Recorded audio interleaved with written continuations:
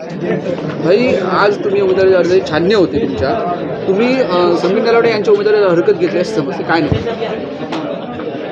भारतीय जनता पार्टीच्या वतीनं दोन उमेदवार नगराध्यक्षपदासाठी त्या ठिकाणी दिलेले आहेत.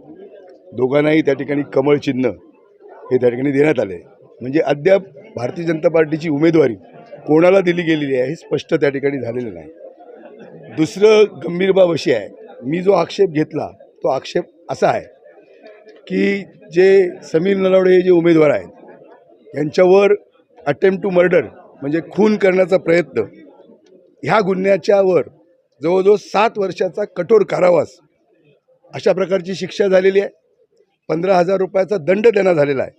दुसरं भारतीय जे कलम आहे 143 गुन्ह्यासंदर्भात 3 महिन्याचा कठोर कारावास आणि 1,000 रुपये दंड झालेला आहे. कलम 147च्या अंतर्गत शिक्षा झाली असून 1 वर्षाचा कठोर कारावास आणि 5,000 रुपयाचा दंड झालेला आहे. कलम 332, 427, 149 1 वर्ष कठोर कारावास झालेला आहे आणि 3,000 रुपयाचा दंड झालेला आहे. कलम 337, कलम 149 या अंतर्गत 3 महिन्याचा साधा कारावास झालेला आहे आणि 500 रुपयाचा दंड झालेला आहे. आणि म्हणून भारतीय जनता पार्टीचा जो या नगरपंचायतीचा उमेदवार आहे हा गुन्हेगार प्रवृत्तीचा आहे आणि त्यामुळेच मी त्या ठिकाणी हरकत आणि आक्षेप त्या उमेदवारावर त्या ठिकाणी घेतलेला आहे.